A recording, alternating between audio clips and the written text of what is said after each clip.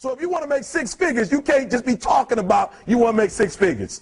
You hear what I'm saying to you tonight? If you do the three things I tell you to do tonight, I guarantee you, whatever it is you want to do in life, you'll be able to do. You will be able to accomplish whatever you want to academically, financially, relationally, whatever. So three things. All right, I'm going to tell you the story. I got to get out of here. And the story is about, you guys have probably heard about this before. It was a young man who, he wanted to make a lot of money, and so he went to this guru, right? And he told the guru, I want to be on the same level you're on. And so the guru said, if you want to be on the same level I'm on, I'll meet you tomorrow at the beach at 4 a.m.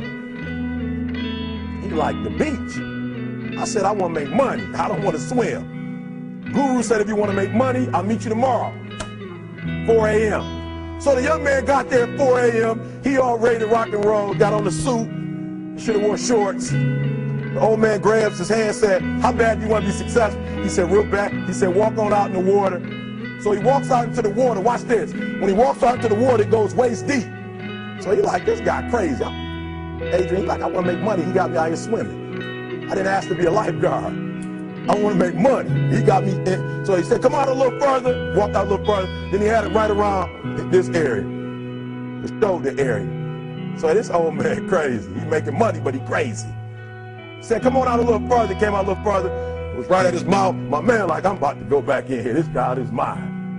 So the old man said, I thought you said you wanted to be successful. He said, I do. He said, walk a little further. He came, dropped his head in, held him down, hold him down. My man getting scratching, holding him down. I got you. I know you brushed it out, but I got you. He had him held down. I need you for an illustration. He had him held down. Just before my man was about to pass out, he raised him up. He said, I got a question for you. Somebody answer the question for me. He said, when you were underwater, what did you want to do? Lee, I'm looking for a different word though than Lee. What's that word? He said, I wanted to breathe. He told the guy, he said, when you want to succeed as bad as you want to breathe, then you'll be successful. I don't know how many of y'all got asthma in here today, but if you ever had an asthma attack before, you short of breath, SOB, shortness of breath, you wheezing. The only thing you trying to do is get some air. You don't care about no basketball game. You don't care what's on TV. You don't care about nobody calling you. You don't care about a party. The only thing you care about when you're trying to breathe is to get some fresh air. That's it. And when you get to the point where all you want to do is be successful as bad as you want to breathe, then you'll be successful. And I'm here to tell you, number one, that most of you say you want to be successful, but you don't want it bad. You just kind of want it. You don't want it badder than you want to party. You don't want it as much as you want to be cool. Most of you don't want success as much as you want to sleep. Some of you love sleep more than you love success. And I'm here to tell you today, if you're going to be successful, you've got to be willing to give up sleep. You got to be willing to work off for 3 hours of sleep, 2 hours. If you really want to be successful, some days you're going to have to stay up 3 days in a row. Because if you go to sleep, you might miss the opportunity to be successful. That's how bad you got to want it. You got to go days without, listen to me, you got to want to be successful so bad that you forget to eat. Beyonce said once she was on the set doing her thing, 3 days had gone by, she forgot she didn't eat. Because she was engaged. I'll never forget when 50 Cent was doing his movie, I did a little research on 50, and 50 said that when he wasn't doing the movie, he was doing the soundtrack. And they said, when do you sleep, 50? Sleep, he said, sleep. Sleep is for those people who are broke. I don't sleep. He said, I got an opportunity to make a dream become a reality. Football players, how many football players? Got anybody like football in here? Raise your hand. Anybody like football?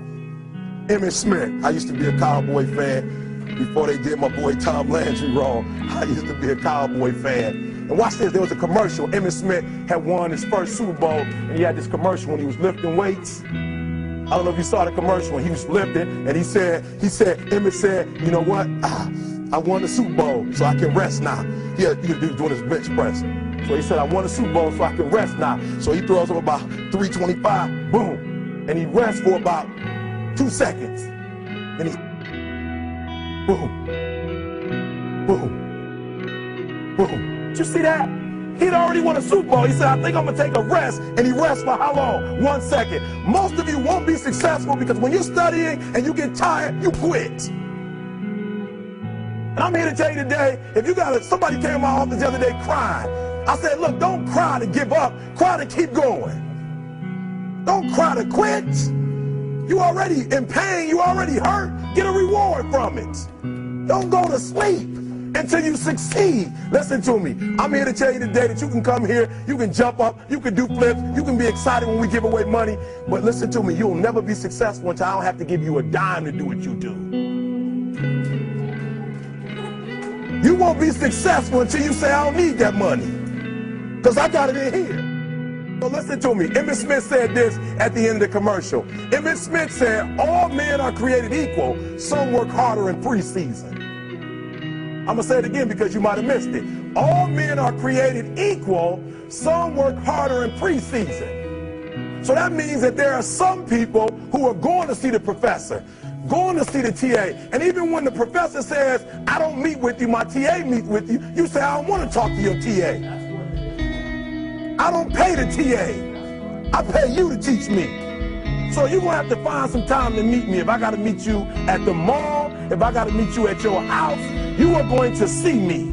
Listen to me. All men are created equal. Some work hard in preseason. When I went to college, guys were way smarter than me. 4.0s, 3.0s. They went to the Ivy League high schools, came to Oakwood from these great high schools. Most of them are not doing what I'm doing. Why? Because it's not about where you come from. It's about heart.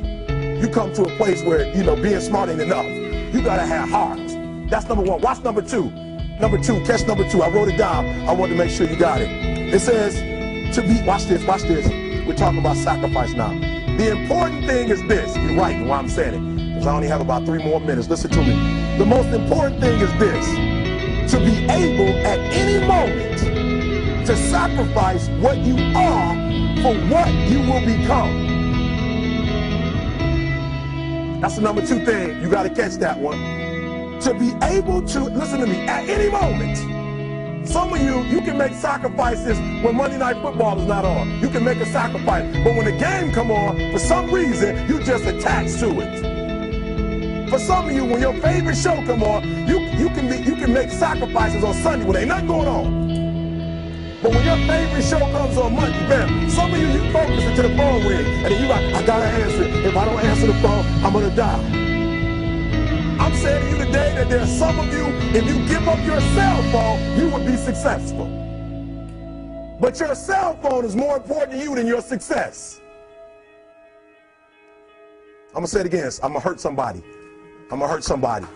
Some of you need to give up your cell phone, because the time you spend on your cell phone could be used for your success. The time you could be using to be successful, you're using it on the cell. And the cell phone is not bringing you nothing but a bill. And somebody has told you you couldn't live without it. I'm talking about going deep now, giving up stuff. Watch what it says.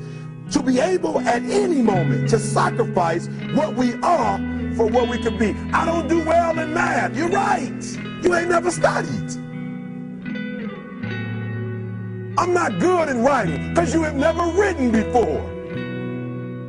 But I dare you to fail in writing for a whole year to see if you can get to the end. I dare you to fail.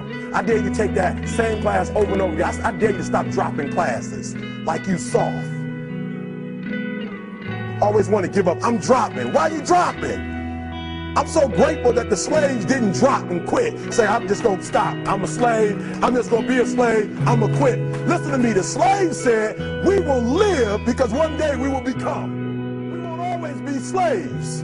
So today, although we're slaves, we're going to act like we're free, and one day our children will be free. If the slaves would have just said, we quit, we give up, we would have died in the Middle Passage. But some slaves said, I don't care what we go through, we're going to survive this. 400 years of slavery, we're going to get through this. And you can't get through it 1825. You can't get through a writing class, and you got tutor after tutor, resource after resource. The problem is, you ain't never felt no pain before. You're soft. It's a soft generation. You quit on everything. Our people did not quit. Harriet Tubman not only made it, she went back and got some more. She said, you know what, I made it, but I'm going to walk all, listen to me, shh. not ride the bus. I'm going to walk all the way back down to the south to get some more. And you quitting on 1825? Now watch this. You quit after you, listen to me, you get a sleeping bag and you wait for them. You wait for the first WRA instructor to come in and you come out your sleeping bag, I need help. You quit after you do that. You quit after you had, listen to me, a WRA party. I'm having a party. Everybody come over. I got food, everything. And let them get over there. Let it be all the best writers. All right, I fooled y'all. I want to have a writing party.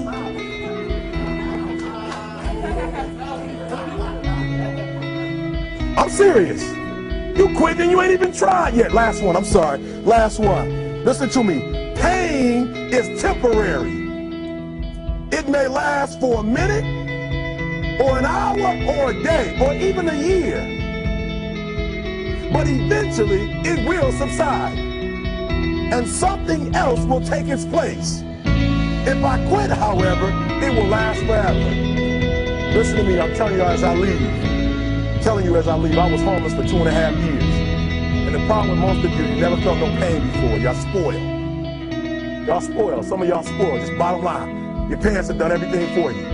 You never had to do nothing for yourself. You're spoiled. We're going to keep it real tonight. Some of you are spoiled brats. Every time you ever got in trouble, somebody in your house got you out of it. Every time you've done something you're not supposed to do, people say, Eric, your mother's a tyrant. You're right. She kicked me out. You're right. She's mean, but she developed a man because she put me out there and said, you're going to have to grow up. And some of you have never learned to grow up. And so every time something get hard, you quit, you call mama. I dare you to take a little pain. I dare you. I dare you not to go home. Somebody said, I don't go home, I feel bad. Go through it. You ain't gonna die. At the end of pain is success. You're not gonna die because you're feeling a little pain. I'm not eating like I eat at home. That's why you're about to go to the next level, because if you keep eating like you ate at home, you'll keep being a boy or a girl. It's time to become man, woman. So don't worry about a little pain. My greatest asset is I was homeless. So I can't feel a whole lot of pain. I've already been alone. There's not a whole lot of hurt I can feel on a little paper, on a little test. So I leave you, listen to me. We have gotten to a point where it's midterms and we're moving forward. The days of you getting money, I'm not saying we quitting, but I'm saying the day has got to go from external to internal. You have to give it everything you got. No more TV, no more parties, no more playing. If you don't have a 4.0, what you need to be doing is studying. Get off the phone. I'm sorry, I'm not available until the end of this year. No, I'm for real. You reached the right number, but you called me at the wrong time. Call me back January 1st. I'm about to get busy now. Huh? I want you to have a countdown of your own and say when the countdown is over, we're the real, watch me, because when I was homeless, I knew something was wrong. I knew that wasn't the best of me. And one day I said, will the real Eric Thomas please stand up? Will the real Eric Thomas please stand up? Stop being this high school dropout. Stop giving up. Stop sleeping on the street. Stop walking up and down Fecal Avenue like you ain't got nothing, and get your GED. Stop being afraid to take a test. Stop being afraid to go to college because your daddy didn't go and your mama didn't go. Stop being afraid and be the best Eric Thomas you can be. But listen to me, it's going to be hard. It took me 12 years to get a 4-year degree, but I got it. And guess what? On a degree, it don't have dates. So if it took you 4 and it took me 12, it don't show up nowhere. But I'm exactly where I wanted to be because I realized I got to commit my very being to this thing. I gotta breathe it, I gotta eat it, I gotta sleep it. And until you get there, you'll never be successful in life. But once you get there, I guarantee you, the world is yours. So work hard and you can have whatever it is you want. Thank you guys for your time.